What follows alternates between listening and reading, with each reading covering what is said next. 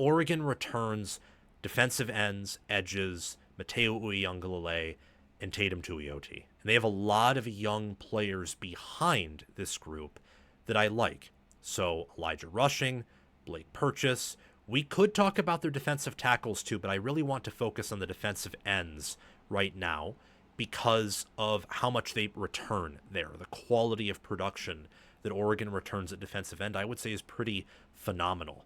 Matayo Uiagalelei is bringing back 10.5 sacks, and he had a 75.5 PFF grade with 600 snaps.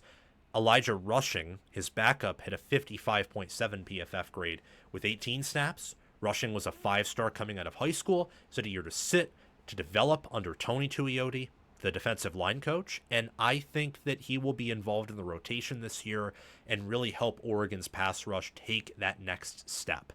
With both Uiagalelei and Teitum Tuioti, who brings back 5.5 sacks and a 73.9 PFF grade, 75.1 correction, with 611 snaps.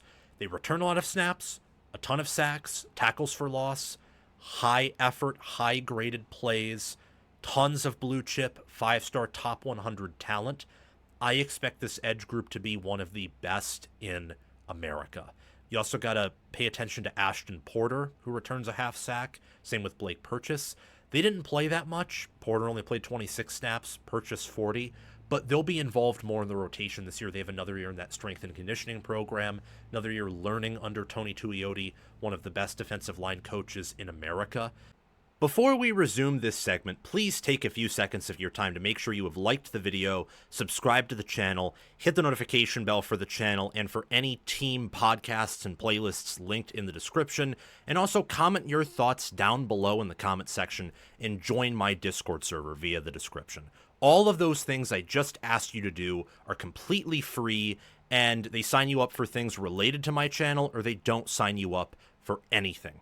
No cost to you, and all the benefit to you because we release daily college football content here on College Football with Sam. If you want to support the channel monetarily, sign up for a YouTube membership or check any other links in the description for my merchandise store and Patreon page. Thank you very much, and let's get back to the segment. And the defensive tackle group and the linebacker group behind them, I think, can really provide support for them, whether it's in run stop, whether it's in pass rush.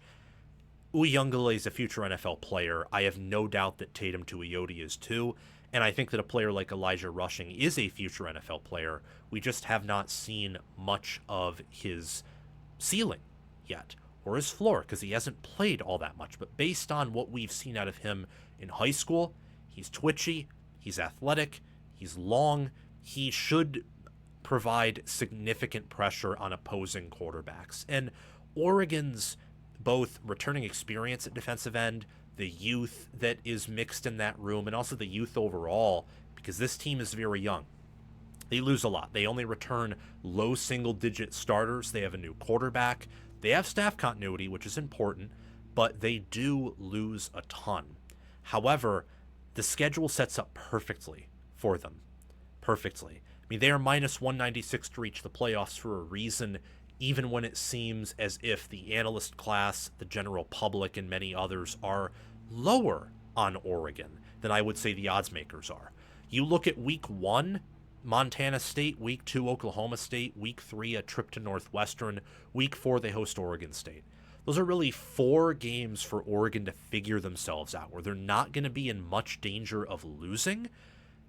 Not saying nothing crazy could happen, but they're going to be probably high double digit, if not low 20 plus, low 20s point favorites in all of those matchups. In many instances, such as Montana State, maybe even Oregon State or Northwestern, or even Oklahoma State, they could be higher than that.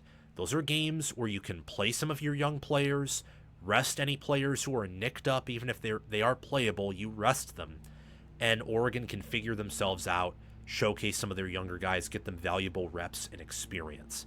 Obviously, week 5, you got to play at Penn State. Then you get a bye in week 6, which I think is well timed. Oregon, by either that Penn State game, Indiana game, or sometime in mid-October at the latest, absolute latest, should completely figure itself out. And that includes getting these younger players involved, and those younger players getting better and better as they get in-game experience, which is so, so valuable. I love these defensive ends. They very well could be some of the best in the country. I think they're right up there in the Big Ten with what Penn State has, with what Michigan has. And honest to goodness, their two starters are better than what Penn State and Michigan have. I think that maybe Denida Sutton or Derek Moore could be up there along with Uiagalelei, but Uiagalelei does return just as much experience and upside as Sutton, more so than Moore. And while I think Michigan has the best depth out of the three, Penn State may have the best overall D end of the group. I think Oregon has the highest ceiling of the group at D end and comparable depth to either of them, and enough returning with their two main defensive ends and edge groups to where I love them. I think that this Oregon defensive line, it wouldn't shock me at all if they got 40 sacks this year, or maybe even more than that, if they play to their potential. They're young at parts, yes, especially at defensive tackle, but they have a high ceiling there, and they're very experienced at defensive end. And they're athletic, they're big, they've recruited well, they've developed well. All of these things line up nicely for Oregon this year. I think Oregon is criminally undervalued overall.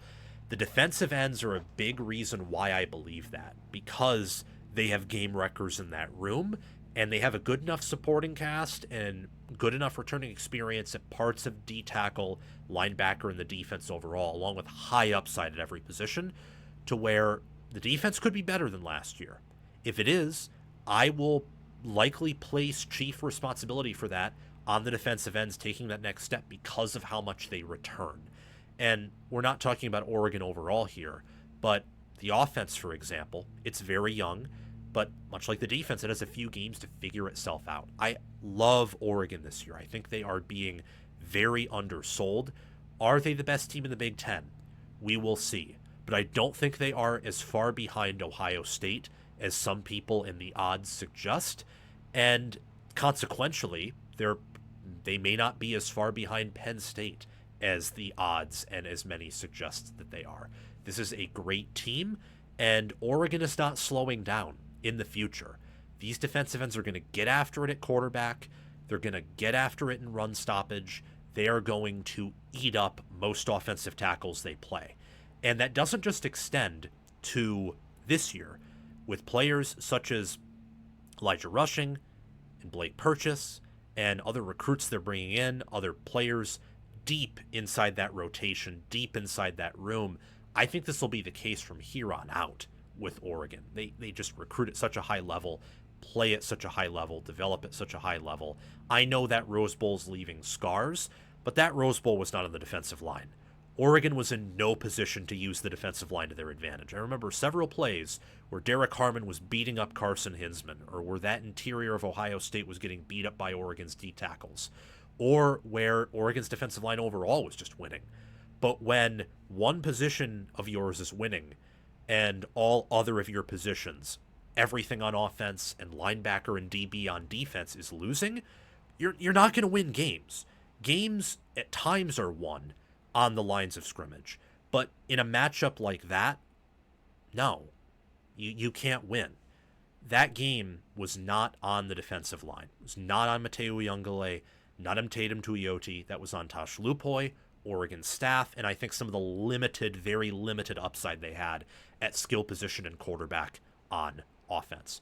Oregon's not slowing down, and these defensive ends are going to come after any quarterback they face. Thank you for watching College Football with Sam.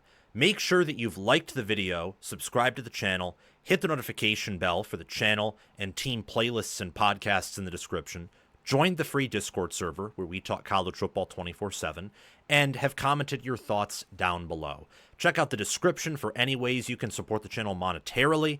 Everything else I've asked you to do is completely free, and your support means the world to me. We're trying to become the next big thing on college football YouTube.